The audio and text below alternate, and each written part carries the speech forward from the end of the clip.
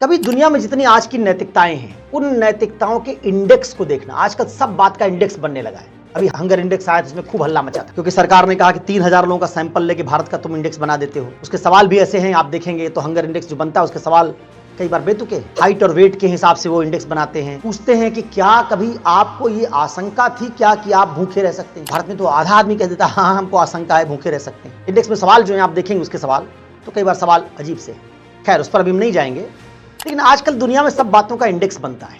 और आजकल जो नैतिकताएं, जैसे लोकतंत्र एक नैतिकता है आज की, लैंगिक न्याय एक नैतिकता है, जेंडर जस्टिस एक नैतिकता है। आप किसी एक नैतिकता को उठा लीजिए, पारदर्शिता एक नैतिकता है, भ्रष्टाचार ना होना एक नैतिकता है, सबका इंडेक्स है। करप्शन परसेप्शन इंडेक्स होता है, जेंडर जस्टिस इंडेक्स होता है, ये सारे इंडेक्स है। इन इंडेक्स को उठा लीजिए, एक तरफ क्या कीजिए, एक तरफ आप रख लीजिए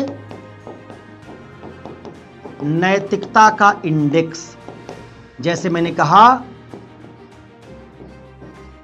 करप्शन परसेप्शन इंडेक्स, जैसे कहा जेंडर जस्टिस इंडेक्स, ये लैंगिक न्याय का सूचकांक है, और ये एक तरीके से संक्षेप में लिख दे रहा हूं, भ्रष्टाचार का सूचकांक है।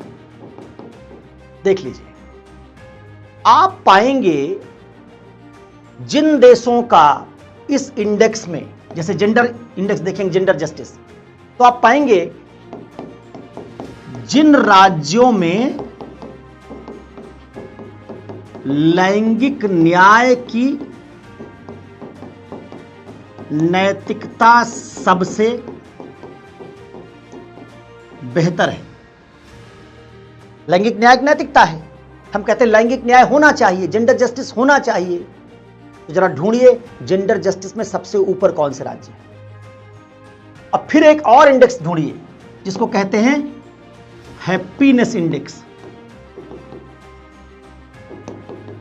हैप्पीनेस इंडेक्स, इसको आप कह सकते हैं प्रसन्नता सूचकांक। प्रसन्नता सूचकांक ढूंढिए, एक तरफ जेंडर जस्टिस का इंडेक्स और एक तरफ ढूंढिए प्रसन्नता सूचकांक। क्या पाएंगे? जेंडर जस्टिस में जो राज्य सबसे ऊपर है, यानी नैतिकता में सबसे ऊपर है, आप पाएंगे प्रसन्नता में भी वही सबसे ऊपर है। इसका मतलब जहां नैतिकता ज्यादा है उन देशों में आनंद भी ज्यादा है। जहां नैतिकता ज्यादा वहीं आनंद भी ज्यादा। इसका मतलब क्या हो गया? इसका नैतिकता सीधे किससे जुड़ी हुई है?